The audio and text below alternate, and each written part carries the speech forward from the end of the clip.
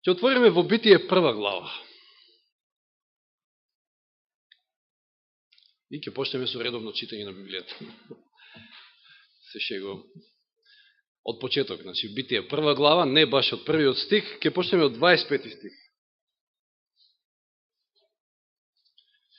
И Бог направи земни зверови според нивниот вид и добиток според неговиот вид и сите лазачи на земјата според нивниот вид и Бог виде дека е добро.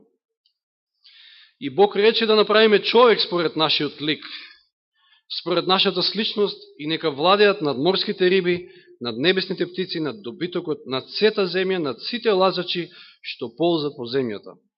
Бог го создаде човекот во својот лик, тој го создаде во Божиот лик, ги создаде машко и женско.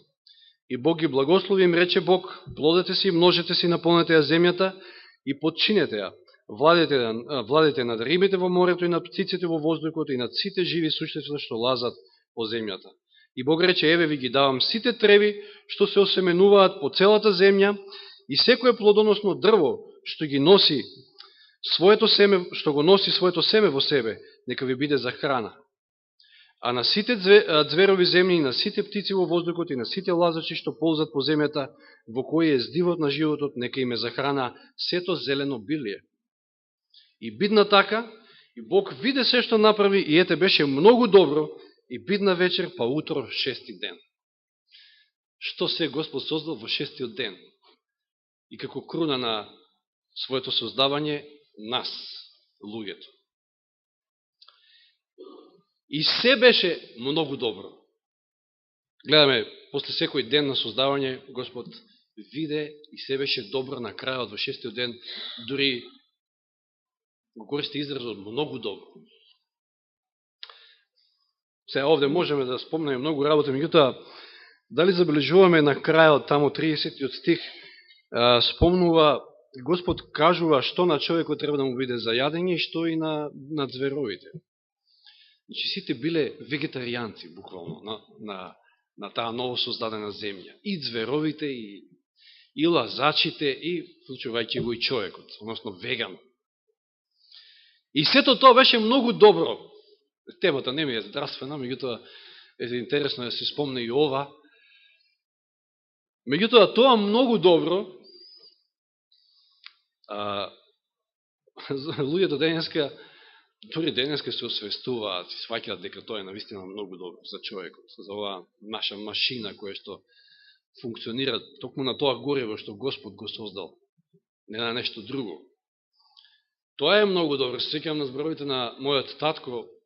Тоа беше кога се вратив од Шведска и иако тој и претходно знаеше, меѓутоа тогаш па ептен, онака бев строг во исхраната.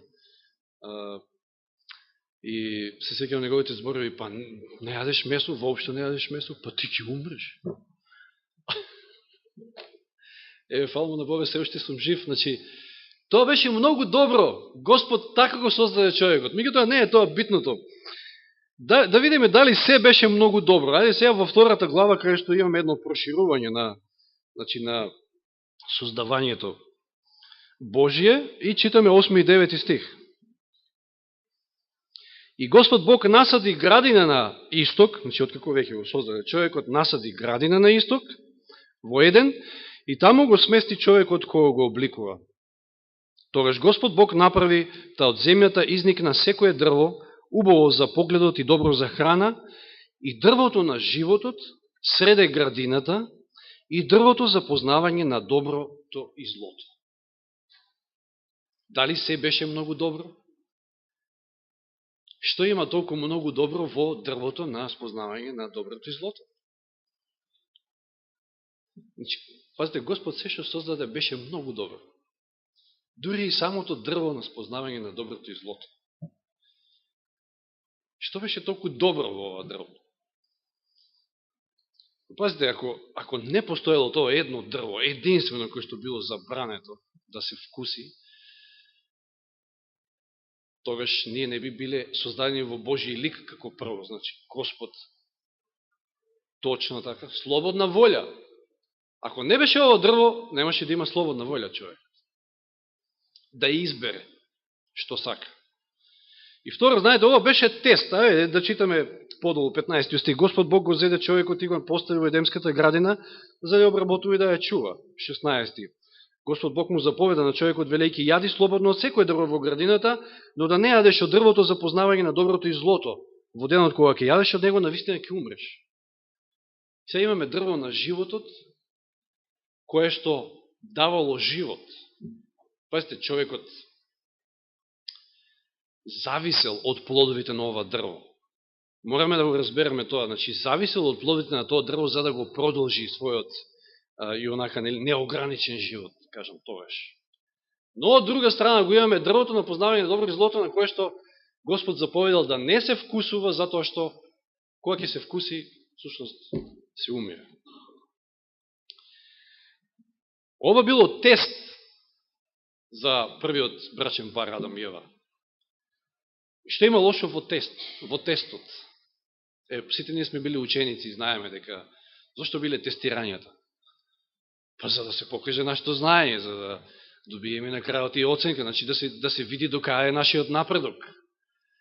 Јас до некаде може разбирам, меѓутоа и не разбирам. Јас сум тој кој што поддржувам екстерно тестирање, па може би некој ќе ми биде противник сега, иако мојата сопруга работи во образование и точно товариме на нив, меѓутоа јас поддржувам екстерно тестирање, затоа што може би не во таа форма како што е сега, може би има некои работи кои што треба да се дотераат и да не биде тоа толку на удар на наставниците, меѓутоа сепак поддржувам секој вид на тестирање, затоа што тука се гледа кој колку напреднал, кој колку го бива. Знаете, ова наше општество, сега мала една дигресија, правам, не го бива и нема да го биде се додека некој седнува на позиција затоа што има вујко, стрина, не знам, чичо, или, да кажам, прасенци, или било што.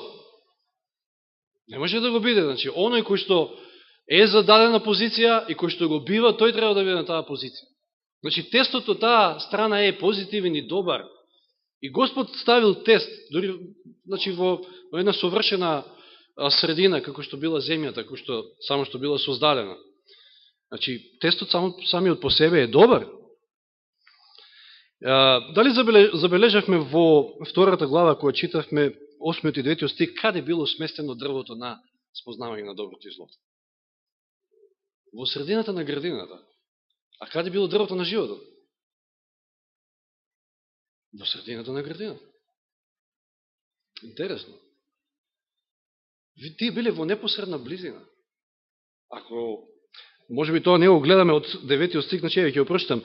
Тогаш Господ Бог направи та од земјата изникна секое дрво, убаво за погледот и добро за храна, и дрвото на животот заприка среде градината и дрвото за познавање на доброто и злото. Може да читаме 3 глава, за појасно да не биде, и жената и рече на змијата, вториот стих, значи кога е искушението, смееме да јадеме, значи жената ја објаснува на змијата, смееме да јадеме плод од дрвото во градината, само за плодот на дрвото што е среде градината, Бог рече да не јадеме. Интересно. Тие биле во непосредна близина. И сега замислете, Адам и Ева, предпоставувам, меѓутоа е логично да тоа го сватиме, секојаш доагајќи кај дрвото на животот, вкусувајќи од тој плод, поминувале покрај дрвото на спознавање на доброто и злото. Че ние буквално секогаш можеле да одлучат, да имат во обзир дека имаат слободна волја и можат, ако сакат, да одлучат и поинаку. Меѓутоа Господ им кажал кои ќе бидат последиците. Видите колкав демократ е Господ, мислам. Нема демократ таков на земјата. Меѓу луѓето. Ти дава слободна волја и ти кажува, ако вкусиш од тоа, смрт. Од ова, значи живот. И тоа живот неограничен. Секојаш, значи секој ден имале прилика да одлучат дали ќе му останат лојални, верни на Господа. И сега, како што кажав, јадејќи од дрвото на животот, тие го одржувале животот неограничен. Затоа и се вика дрво на животот. Зашто дава живот. Но, после падот во грев, што се случува? Битие 3 глава, 22 стих до 24, значи последните неколку стиха, од 3 глава Битие. И Господ Бог рече, еве човекот стана како еден од нас, знаејќи го доброто и злото, да не ја испружи сега раката и да не набере од дрвото на животот, па да јаде и да живее вечно. Господ не сака грешникот да живее вечно. Зошто? Па како прво, тоа би било мака и за него самиот. Замисли си, мнозина од луѓето не можат да сватат каков ќе биде тој вечен живот, за кој што им проповедаме, ако тој живот е ваков, каков што е. Па и навистина, мизерен ќе биде. Па и вечно да живее, тоа е вечно мачење на некој начин. Господ ова не сакал да го дозволи, а камоли она, за кој што мнозина веруваат дека во пеколот вечно ќе бидат мачени душите на непокајаните, на грешниците. Затоа Господ Бог го испрати надвор од Едемската градина. Беше избркан Адам и Ева беа избркани од Едемската градина за да не наберат од дрвото на животот, туку вика да обработуваат земјата од која што е иземен. И го истера човекот и насили источно од Едемската градина, херовими со пламенен меч, кој се вртеше околу, значи постави за да го штити патот кон дрвото на животот. Повеќе Адам и Ева немале допир до дрвото на животот. И знаеме дека после некој известно време, од списте Елен Вајт, дека целата оваа градина била однесена на небо. И што правиме сега? Човекот станал смртен, нема допир до дрвото на животот, нема вечен живот. Се дури тамо на крајот, кога Господ повторно ќе ја обнови земјата, и од сега одиме во последната глава од Библијата, во 22 глава од Откровение, и читаме први и втори стих и 14, мислам дека беше, и ми покажа чиста река со вода на животот, бистра како кристал, која истекува од престолот на Бог и на јагнето, среде нејзината улица и од двете страни на реката дрвото на животот, кој раѓа 12 плодови, кој секој месец го дава својот плод, а лисите на дрвото се за исцелување на народите. Затоа и, ако се сеќавате, од неодамна читавме во Исаја 66 глава, ќе одиме од месец на месец, односно од први до први, кај дрвото на животот, затоа што секој месец ќе раѓа нови плодови, за да се храниме од тоа дрво на животот и го одржуваме вечниот живот.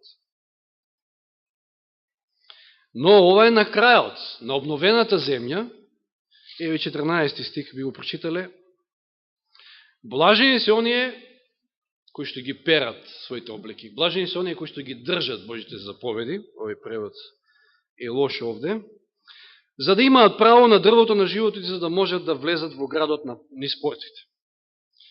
На почетокот Адам и Ева имале допир до дрвото на животот, сега немаме никој од нас, на крајот спасените повторно ќе јадат од дрвото на животот. Но,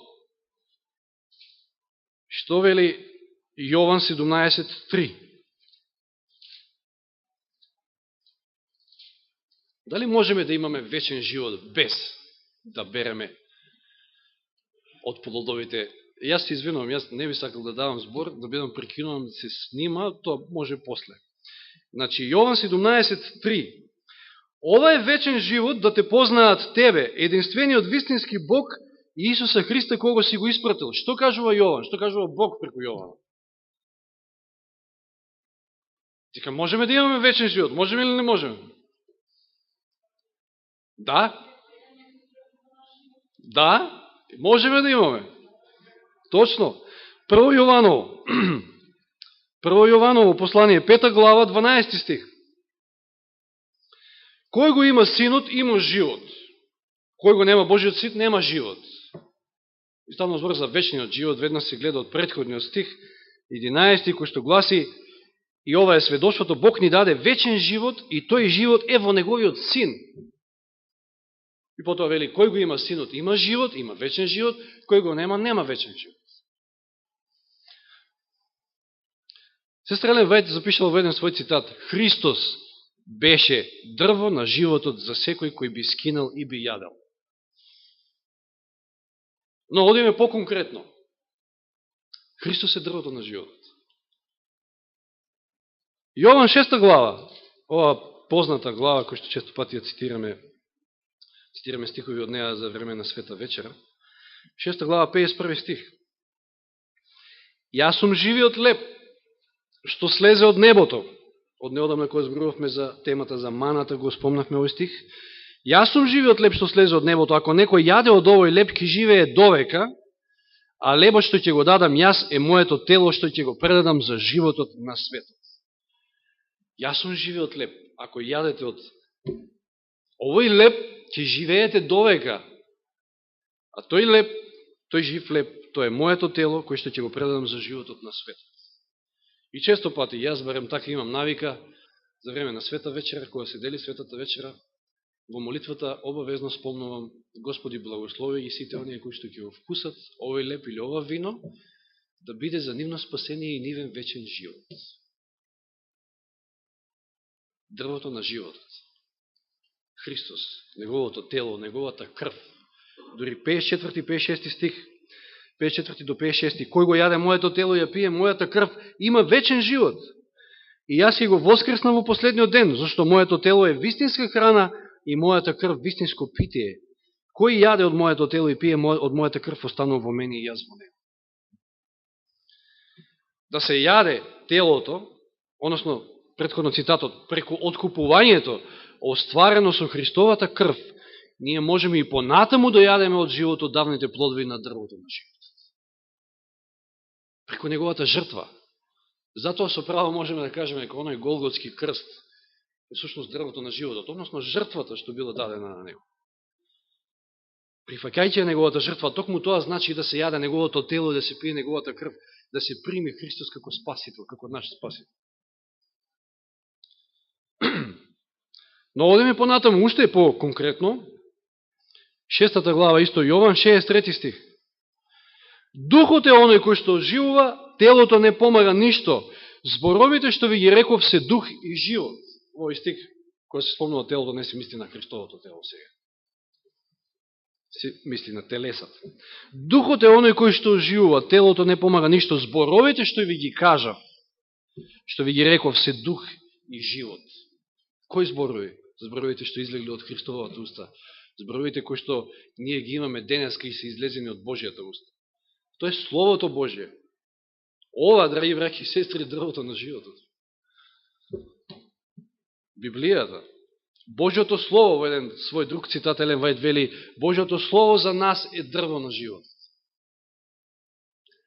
Прашање е колку береме ние од, колку јадеме од дрвото на животот. Дали можеби, ако вака го сватиме, ќе имаме многу повеќе време да посветиме на проучување на Библијата, за кое што, верувам, секојаш не е кратко времето и го немаме. За се друго имаме, ама за Библијата немаме. Меѓутоа, ова е дрво на животот, ова дава вечен живот. Ништо друго, било која друга литература, сето оно што знаем и по интернет или било кај да го прочитаме, сето тоа не е вистинско јадење, не е вистинско питие, како што вели Исус. Тоа се само празни калории, да кажеме така. Како ќе испиете едно пепси или кока-кола или не знам, било кој газиран сок, ќе изедете некоја сладка, тоа се празни калории. Немате никаква корист од тоа. Вистинско питие, вистинско јадење, тоа е Божјата реч. Тоа е дрвото на животот. Еве еден друг цитат. Писмото, пишано е Евангелието што треба да го проповедаме. Никаков пламенен меч не го попречува патот до ова дрво на живот, како до она друго. Никој не ве спречува, па фала му на Господа што денеска живееме во ваква слобода, си да имаме достапност до Библијата. Како им било на оние јунаци на верата кои што овозможеле да денеска ние Библијата имаме вака кој што ја имаме. Како им било ним, што се правеле, сетте се на валдежаните, учеле на памет цели глави, цели книги, и ја репродуцирале Библијата, затоа што веројатно сватиле, вкусиле од тоа дрво на животот и знаеле дека тоа е за живот, за вечен живот. И за нив, и за сите други кои што ќе слушнат. Значи, ништо, никаков пламенен меч не го попречува патот до ова дрво на животот. Може само ние самите да си го попречиме патот. Со сите оние одвлекување на внимание, кој што ѓаволот толку умешно ни ги прави. Сите имаме време за телевизор и за било што друго, ама немаме време за Библија. Сите што сакаат можат да вкусат. Не постои сила која може да изабрани на душата да не вкуси од плодовите на ова дрво на живот. Не постои сила. Не сме ние во Иран или не знам кај таму, па да се криеме и да читаме Библијата. Да постои некоја опасност дека ете, може би и животот да го изгубиме. Фала му на Господа што имаме оваа прилика, оваа можност. Значи не е доволно само во сабота да се нахраниме од дрвото на животот. Треба секој ден дома. Сите можат да јадат и да живеат вечно. Така завршува цитатот. И еве еден друг интересен цитат. Се однесува на Христа. Знаете, често пати доаѓал и неговите браќа. Јосифовите синови, се мисли на Јосифовите синови. Знаете дека бил неразбран и од својот татко, и од својата мајка, и од своите браќа. Секоја прилика ја користел, проповедал и често пати знаел да дојде во дуел со рабините и да им се спротистави, и тоа многу ги чудело неговите браќа после. Еве од Копнеж на вековите, цитатот вели вака: неговите браќа, како што се нарекуваат Јосифовите синови, биле на страна на рабините. Тие постојано нагласувале дека преданијата мора да се почитуваат, како да се тоа Божји барања. Тие, човечките прописи, ги сметале за многу повисоки од Божјата реч и во голема мера им пречело Исусовото јасно проникнување во разликувањето на лажното и вистинското. Ова одговора на денешното време. Денеска луѓето сметаат дека треба да се држат традициите, обичаите, нашите татковци, дедовци и така натаму. И многу повеќе тоа го издигаат од она кога ќе им посведочите дека немате ни Божик, немате ни Великден во Библијата или било кој друг муабет ако се најдете. Исто како што Исус им сметал на своите домашни. Јасно вели, проникнувајќи во разликувањето на лажното и вистинското. Неговата строга послушност кон Божиот закон ја осудувале како тврдоглавост. Го сметале дека е тврдоглав затоа што се држи толку многу до Божиот закон. Тотално не бил сватен. Биле изненадени со знаењето и со мудроста што ги покажувал во давањето на одговорите на рабините. Откаде сега овој кога не учил, па и фарисеите му го викале тоа самите рабини, кога не учил во рабинските школи, неговите браќи биле изненадени. Откаде му е тоа знаење? Знаеле дека не примил никакво образование од мудрите луѓе под наводници, но сепак уочиле дека тој ним им бил учител. Не само што знаел, докато ги поучувал, тој нив. Признале дека неговото образование е повозвишено од нивното. Сакате високо образование? Сакате највисоко образование? Ниеден факултет во Македонија тоа не може да ви го пружи. Признале дека неговото образование е повозвишено, значи не високо, туку возвишено од нивното. Но не сватиле, зошто, значи тоа било, не сватиле дека тој има пристап до дрвото на животот, кон изворот на знаењето што тие не го познавале. До ова има пристап. И тие имале пристап, меѓутоа, за жал, било сето тоа затрупано со еден куп преданија и човечки заповеди, како што самиот Исус ги каже. Ги оставате и ја кршите Божјата заповед заради вашите човечки преданија. И денеска ништо не е изменено. Значи, Божјата реч е таа која што ни го дава она знаење, она мудрост. И не само знаење и мудрост, туку и вечен живот. Тоа е дрвото на животот. Таа е наша заштита. Библијата наша заштита има цела една глава во големата борба, прекрасна глава. Заштита од секој лажно учење. Ни помага да знаеме што е добро, што е зло, да го најдеме вистинскиот пат. Таа ни зборува за Исуса, ни го открива Исуса. А тоа е патот, вистината и животот. Со читањето на Словото го градиме карактерот. Светиот Дух делува. Секојдневно читајќи и хранејќи се од ова дрво на животот, Светиот Дух делува и го преобразува нашиот карактер. Таа ни го осветлува патот. Таа треба да биде се за нас, драги браќи и сестри. Значи, ако Христос е дрвото на животот, а тој е Словото, неговото тело, неговата крв, дрвото на животот. Библијата, неговото Слово е дрво на животот, кој што дава живот и тоа вечен живот. Не треба да го забораваме и не треба да ја оставаме по страна да фаќа прашина. Нека Господ ни помогне да Библијата биде наш секојдневен другар. И така ќе имаме вечен живот уште денес. А еден ден на новата земја и физички ќе имаме пристап до дрвото на животот и до вечен живот. Нека му е слава на Господа. Амин.